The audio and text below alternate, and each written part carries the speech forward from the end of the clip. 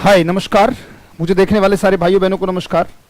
और आज मैं एक बड़े ज्वलंत मुद्दे के ऊपर आपके सामने आया हूं। Speak up for SSC railway students, let's unite.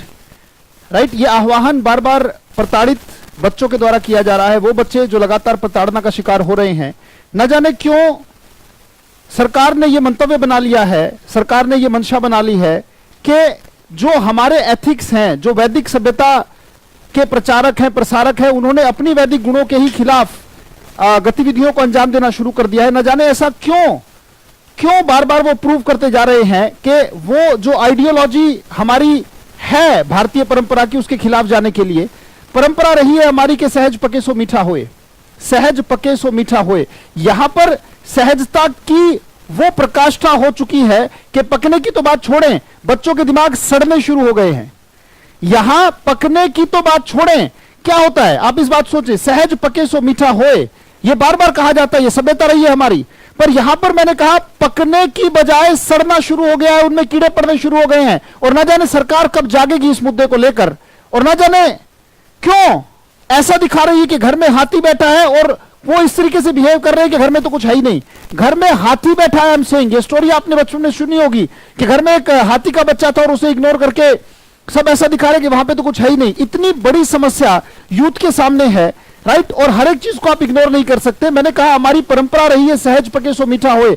ऐसा नहीं सुना होगा, सरकार कान खोल के सुने, ऐसा नहीं सुना होगा कि सहज पके सो कीड़े पड़ जाएं, पर ऐसा हो रहा है, ऐसा हो रहा है बच्चों के साथ। सरकारी नौकरी की तैयारी करने वाले बच्चों को इस लेवल तक इग्नोर किया जा रहा है, इस लेवल तक इग्नोर किया जा रहा है कि they do not feel to be the citizen, they have ceased to be Indian. यानी कि भारतीय होने का जो उन्हें मिल रहा है, जो परिणाम, वो सकारात्मक ना होने के बजाय कहीं ना कहीं वो नकारात्मक की ओर जा रहा है। इस बात को समझिएगा।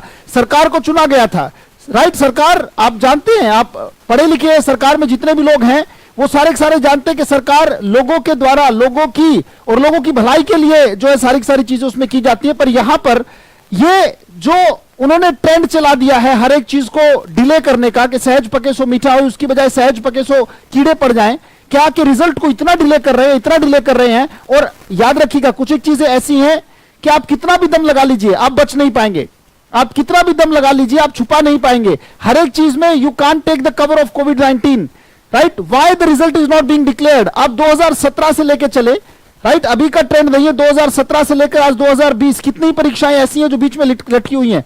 सिर्फ एक नहीं, ना जाने कितनी परीक्षाएं ऐसी हैं, वैकेंसीज लगातार घटती जा रही हैं, राइट। आप ऐसा क्यों दिखा रहे हैं, राइट, आप ऐसा क्यों दिखा रहे हैं कि बच्चों का भविष्य या एजुकेशन आपके लिए मैटर नहीं करता, राइट। वो बच्चे जो अधर में हैं, तो याद रखिएगा वो बच्चे अधर में नहीं है, वो आपके ह्यूमन रिसोर्सेज हैं, राइट। और अगर वो ह्यूमन रिसोर्स वीक पड़ गया एक बार, तो आप कितना भी दम लगा लीजिएगा, ना तो सरकार में रह पाएंगे, ना ही आप वो जो जन समर्थन आपने जुटाया वो जन समर्थन आपके पास रहेगा, right. How can there be, ऐसा कैसे हो सकता है कि एक छोटे से एग्जाम के लिए आपके पास तंत्र आपका काम नहीं कर रहा है, right. Why SSC, railway and banking, all these sectors are being ignored.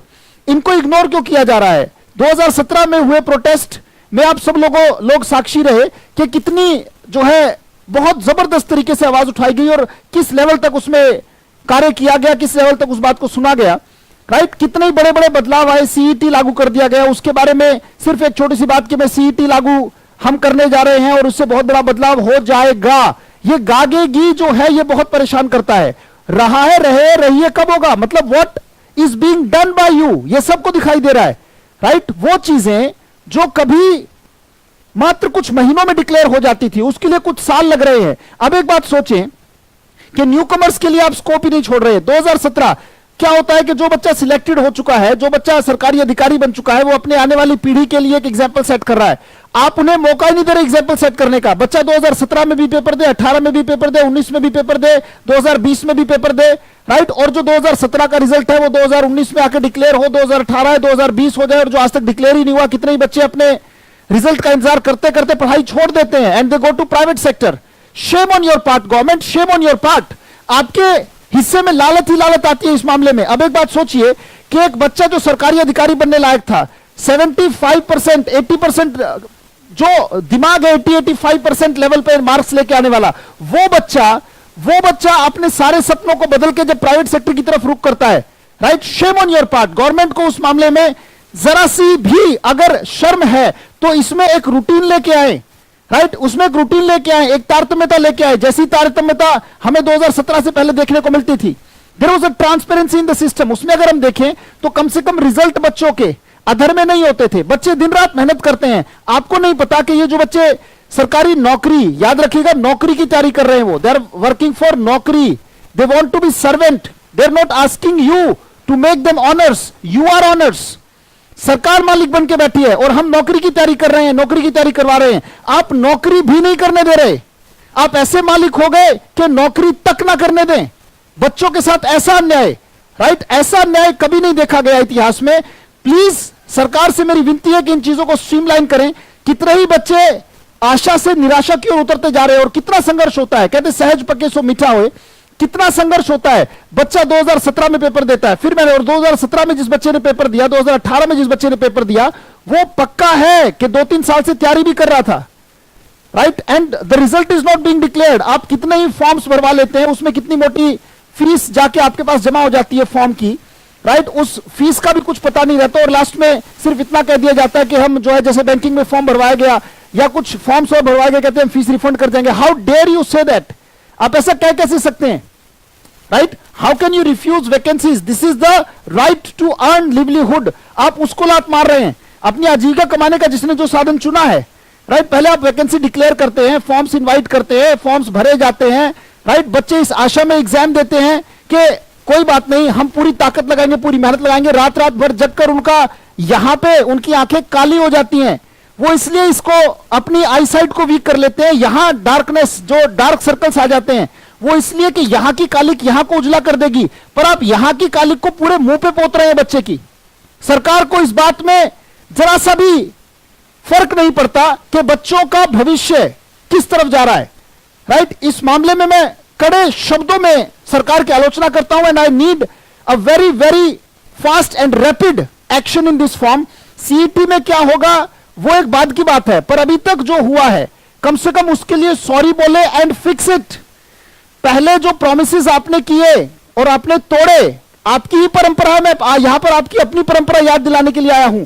प्राण जाए पर वचन ना जाए। आपने वचन दिया था कि 2017 में मैं वैकेंसी अनाउंस करता हूं, 2017 के 2017 में सिलेक्शन होना चाहिए, यह आपका प्रण था। क्योंकि किसी भी वैकेंसी को आप मार्केट में लेके आते हैं तो वो एक प्रण है आपका। आप वचन दे रहे हैं कि मैं इतनी वैकेंसीज आपके सामने लेके आ रहा हूं, राइट, बच्चों के सामने लेके आ रहा हूं, आप फॉर्म भरिए, आप एलिजिबल हैं तो आप अपना रिजल्ट दीजिए। रिजल्ट देने के बाद मैं आपको सिलेक्शन दूंगा, आपको अधिकारी बनाऊंगा, आपको एक सरकारी और सुनहरा भविष्य दूंगा। जब आपने ये वचन दिया और आप लगातार उस वचन को तोड़ते जा रहे हैं, ये प्राण जाए पर वचन ना जाए। याद रखिएगा, राम मंदिर तो आपने बना दिया, पर राम जैसे गुण भी आपके अंदर दिखाई देने चाहिए। वो कहां है वो परंपरा? फिर प्राण जाए पर वचन ना जाए। आपका वचन, सरकार की तरफ से अगर कोई फॉर्म अनाउंस किया जाता है, बच्चे भरते हैं, तो आपका ये वचन है, आपकी एक कमिटमेंट है कि आप उस विधि को पूरा करेंगे।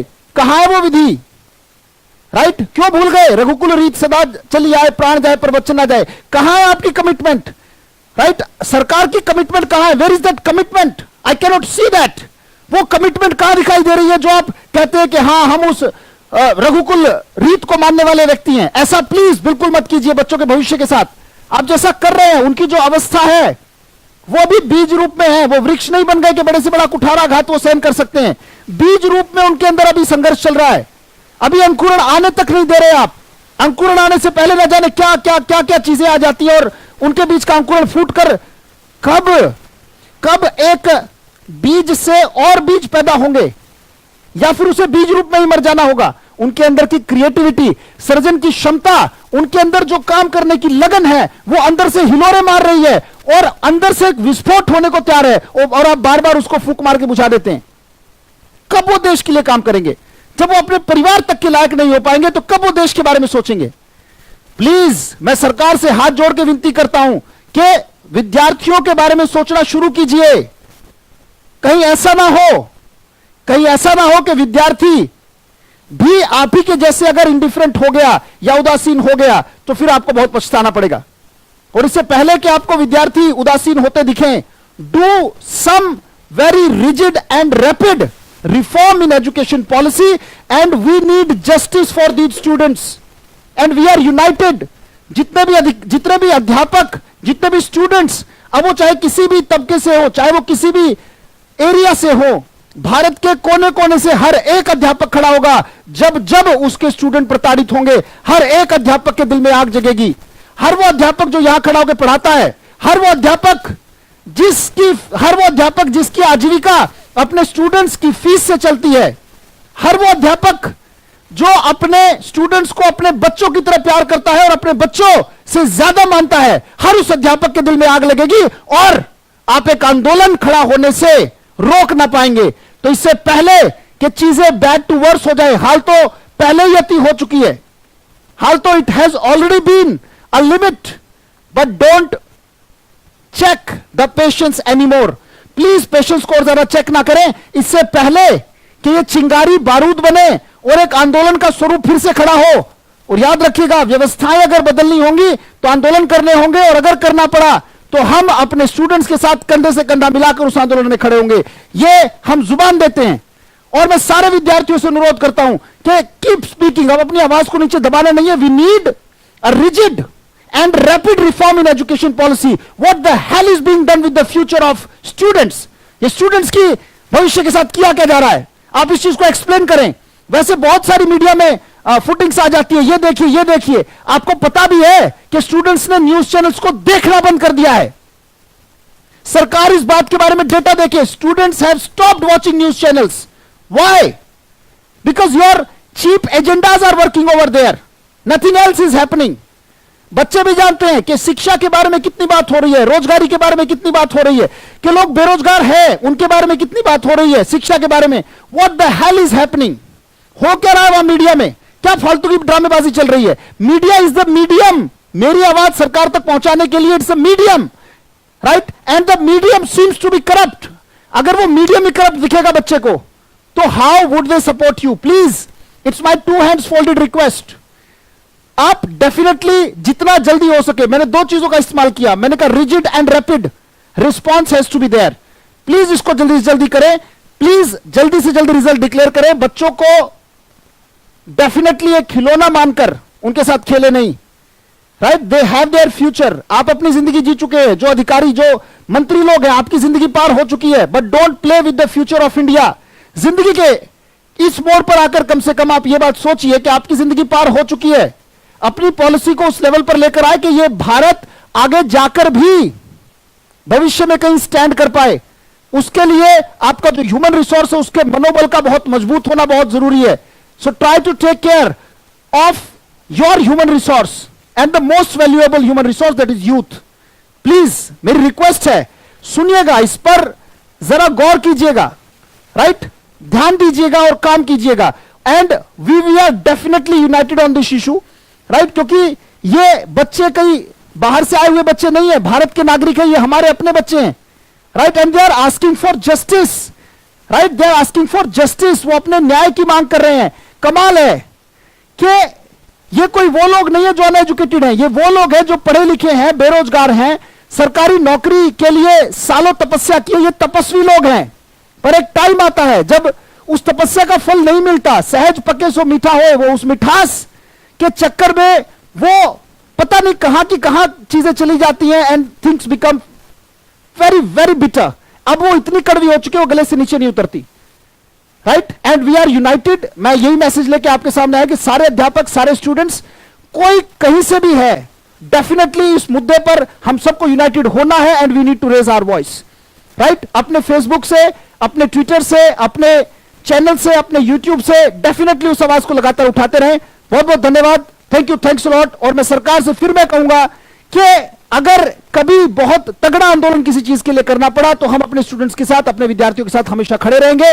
ये कमिटमेंट, ये प्रण है हमारा। Thank you, thanks lot.